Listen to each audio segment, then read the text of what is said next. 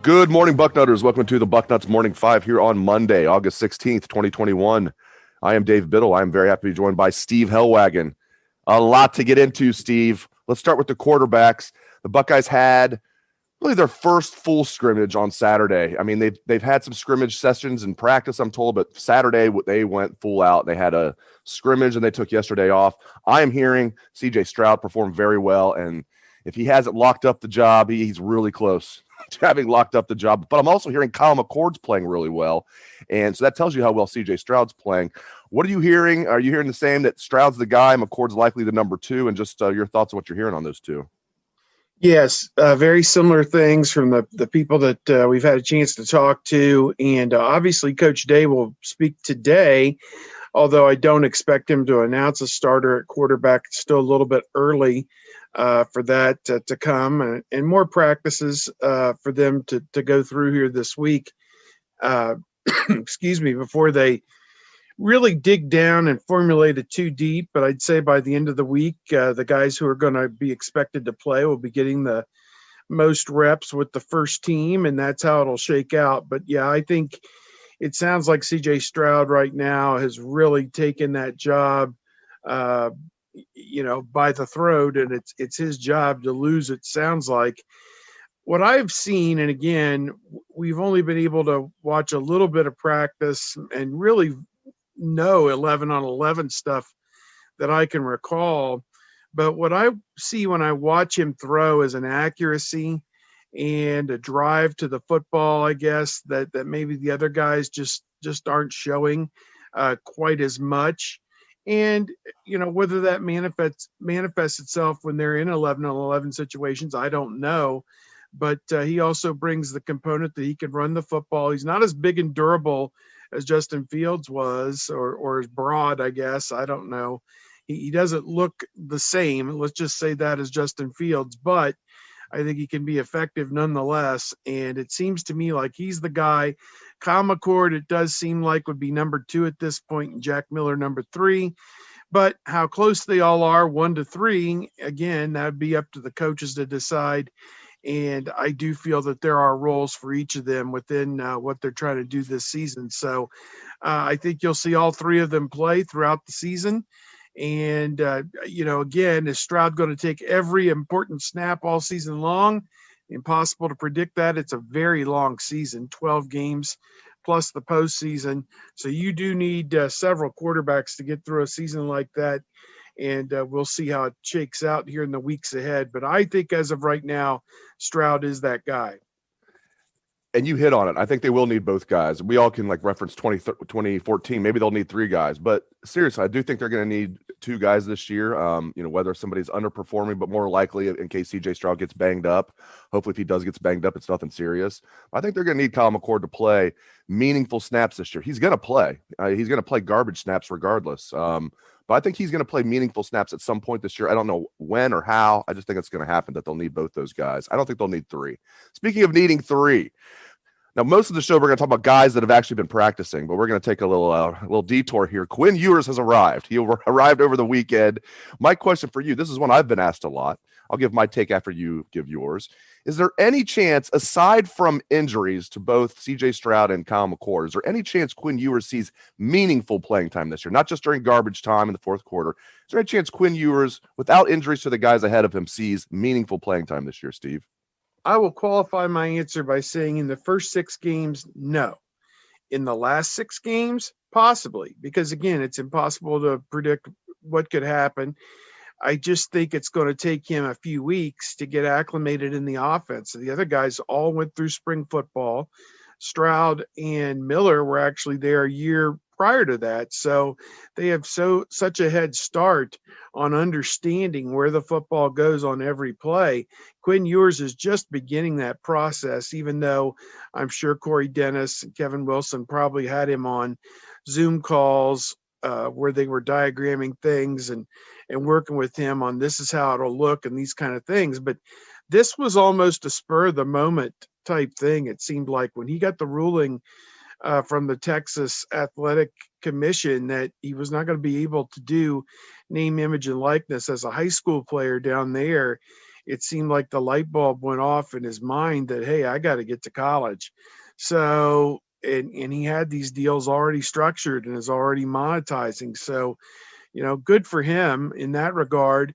But in terms of football, I think you have to tap the brakes just a little bit and understand that this is not sandlot football where a kid rides up on his bicycle and you reconnoiter the teams and say, okay, I'll go over here and I'll play all-time offense and I'll be all-time quarterback and you guys play against each other. It doesn't work like that. It's it's a process, and it is a very involved process.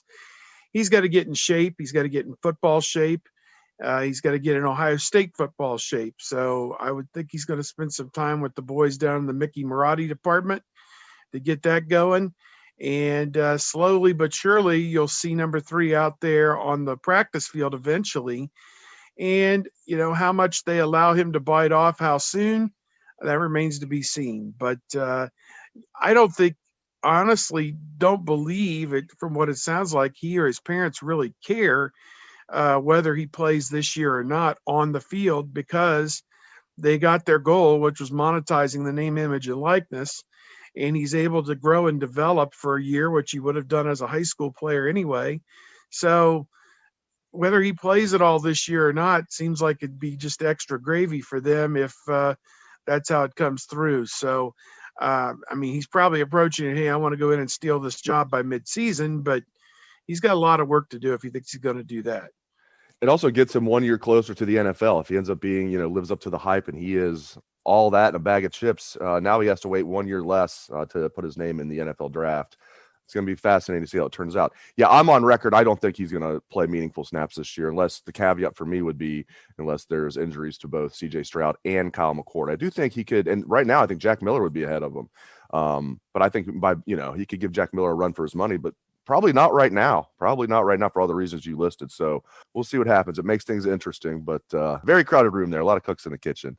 All right. I'm also hearing, moving away from the quarterbacks here, man, I am hearing great things about Travion Henderson. They had kind of a scrimmage on Wednesday. Like I said, some of their practices, not while we're out there, of course, but that's why I had to have a source tell me about this. But when they had a pretty lengthy scrimmage at the end of practice on Wednesday, Travion Henderson was just tearing it up. So that's great news there. We've also been hearing good things about Mayan Williams, but it sounds like Travion Henderson, if he's not a starter this year, is going to play a lot. I know that's probably not a surprise to anybody, but he's been living up to the hype, Steve.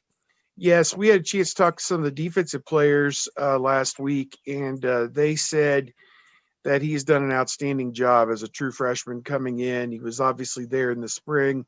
Didn't play football last year. His high school didn't have football because of COVID and the pandemic, but he is shaking off that rust.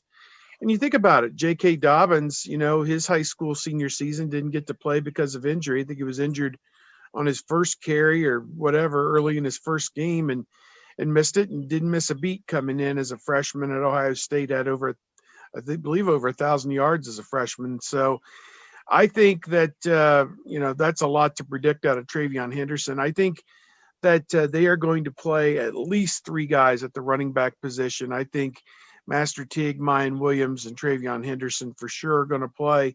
And then we'll see if Marcus Crowley and Evan Pryor, who are also appear to me to be in outstanding shape as well. I would have liked to have seen the scrimmage just to see how the reps were doled out and the carries were doled out between those 5 running backs, because they've got some difficult decisions on their hands on who they play and what situations and these kind of things. But I think Master Teague is the starter. I think Mayan Williams can be a change-up back. And then I think when you really want to hit him with the good stuff, you put Travion Henderson in there and let him, now that you've softened up the defense a little bit, get a couple quick hitters going with him and watch him roll. So to me, that seems like the recipe for success. And I don't know that you're going to see Travion Henderson start the first game at Minnesota. Maybe he starts a game eventually this season. It just seems to me that you let the veterans do the heavy lifting in the big games and then let the rookie come in and kind of clean up after that. So that seems kind of like a tried and true formula, that you don't put too much on a freshman's plate too early. But if there's one who seems like he's able to handle it, looks like Travion Henderson to me. So I am going to be interested once the season starts to see what kind of a role they carve out for him. It's going to be like looking at Robert Smith when he was a true freshman. Seeing a true freshman wearing the number 32 playing running back for the Buckeyes. I love it. Crazy. I love it. All right, let's look at linebacker. I've been concerned about linebacker, but I'm hearing good things about a couple guys in particular. I heard Cody Simon had a great scrimmage on Saturday. I hear he's a guy. I shouldn't say he's a guy, because sometimes if you say someone is a jag, just a guy, that's not a good thing. He's not. He's a dude. He's the man. I'm hearing about Cody Simon. So it sounds like in his second year, he's really breaking out. He might be a starter. I'm also hearing Taraja Mitchell is a fourth-year guy, is doing everything that they want. He's a leader. His body's in great shape. He's playing well. So I'm hearing really good things about Cody Simon and Taraja Mitchell. So Steve, I'm feeling better about linebacker all of a sudden. Well, you should, Dave. I think I agree. Those are two guys that I have heard quite a bit about. Cody Simon just seems like he's out of central casting as a middle linebacker at Ohio State. Looks like he was carved out of a block of granite. He's a sophomore, and he is kind of like clay that you could just mold. And I think that's what Al Washington is doing right now, is molding him in the image of what he wants. And he seems like he is 100% on board with the plan. Dallas Gant is somewhat of a mystery. You thought it was going to be his spot, but seems like he must have missed some time in the first 2 weeks, and they're still bringing him along slowly, coming back from injury. So I think there was a lot of hope that he would be a guy that would get in there and do some things this year. And that still may happen. Last year, they needed 4 linebackers to get through the season, and you'll probably need that many again this year, if not more. I'm interested to see how it all shakes out. Again, we don't get to watch 11 on 11, so I can't tell you who's been most effective against the run or these kind of things. I wish I could tell you. To me, that's the more important than who's playing. Ohio State for the last 20 years has been dominant run defense, and probably even a few years before that, dominant run defense. Very rarely would you see Ohio State give up 200 yards rushing in a game, and very rarely do they allow an opposing running back to get 100 yards. And that's the important thing to me, Dave, is that you don't drop those standards in terms of run defense with the linebackers and the front four. So whether it's, whoever it may be, that's the standard that I think you're looking to see. And as a sophomore, I think you've got to be excited again about what Cody Simon brings to the table. He is got the ability, it seems, to be a difference maker on defense. That was a great get by the Buckeyes, getting him out of Jersey City, New Jersey. Yeah, I think I have high hopes for Cody Simon. He seems like one of those guys that's going to have a breakout year as a second year. We'll see. He needs to prove it. We're getting the hype train rolling like we tend to do, but that's all right. Let's also get the hype train rolling on Josh Proctor. That's a name every Buckeye fan knows. Played a little bit as a true freshman and played a little bit more as a sophomore, played a lot last year. And he's been up and down. I mean, the coaches will be the first one to say this, that he's ultra talented. And we saw him drop interceptions in games last year. We've seen him maybe not be in the right spot, but they say when he puts it all together, he could be All-American. And hearing good things about Josh Proctor. It's another guy. I think our buddy Pat Murphy reported that Josh Proctor is a dude, another guy that's being referred to as a dude. So that's great news. They need Josh Proctor as a senior to be not just a talented guy that he always has been, but to be that Jordan Fuller, as Ryan Day said. Jordan Fuller was that eraser for the Buckeyes when he was that high safety. Proctor needs to be that, focus on that more than making the big hit, just being more consistent. But I love what I'm hearing from my sources out of Josh Proctor. Yeah, I agree. I think this is a guy that in his second year is going to be much improved over what he showed last year, and he was pretty good last year. I think he led the team in tackles last season. So to my way of thinking, I think he's ready to really explode and have a great season this year. And they really need that. They need a leader back there. Obviously, you've got Seven Banks at corner, but you need that safety to take charge of the situation back there. And now Proctor's been through an 8-game season, and he understands what's going on. And so I think you really do look for him to be that guy, to be that quarterback of the secondary. And as you said, go from making the plays that kind of fall in your lap to going to making the spectacular game-changing plays. And I say that without taking risks. You don't want to be caught staring into the backfield trying to light up a running back. You don't want to be, again, allow a guy to get behind you defensively and, catch a long pass or anything like that. But at the same time, you need to position yourself to where and read your keys and be prepared. And how many times have we heard guys say that when they've had a big interception or something, that this was something the coaches told us about to be on the lookout for, that this quarterback likes to do this, and they've taken advantage of it. And I think that's a position and a place where Josh Proctor can take his game this year, is to making those game turning plays in the third quarter, the fourth quarter, that put games away and, really put the death blow on an opponent. So I'm interested to see again what that looks like when we get into the season, particularly when Minnesota, Oregon start trying to attack the secondary.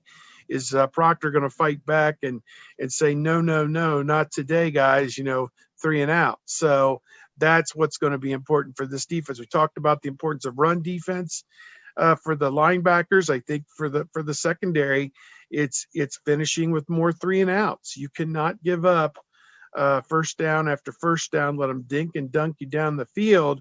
You have got to find a way to get off the field, curtail drives, and get your offense back on the field in good field position. That's what's, people think about this game, and one really leads to the other.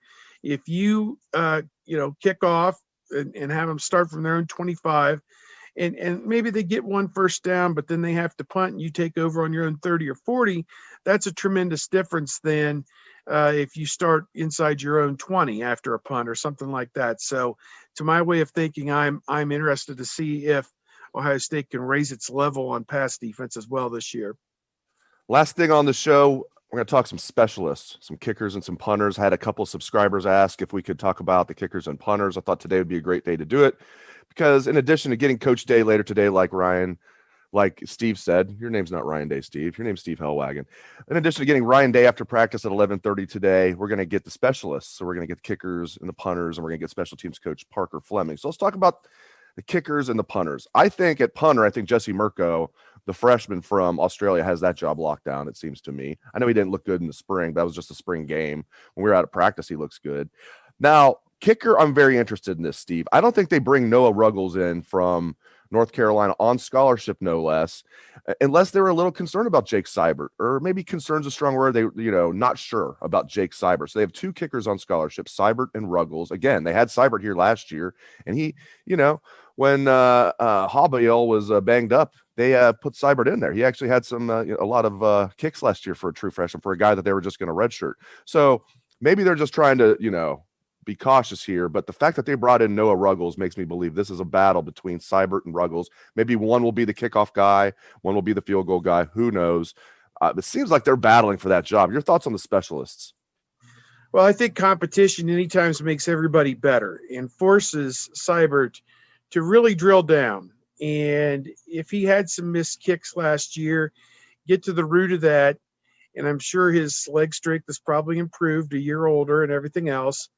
And if he earns the job, then he's earned it. Ruggles is a veteran, has kicked previously, obviously at North Carolina.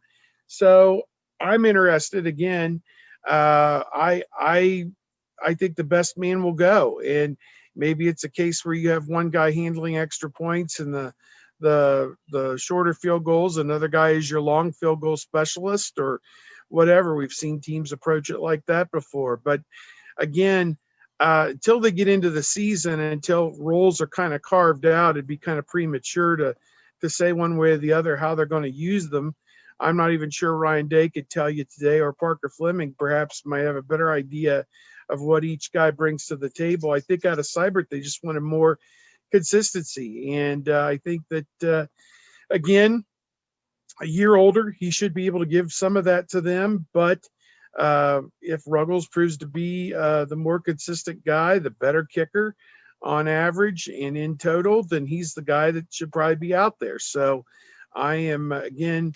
I'll defer to Parker Fleming and Ryan Day. I'll say, you got two really good ones, and let the chips fall where they may on that. It's going to be very interesting today, speaking with Ryan Day about a lot of different things, and also speaking with Parker Fleming about his specialist. But can't wait to hear what Ryan Day says. I agree with you. I don't think he's going to name a starting quarterback today, but there's a chance.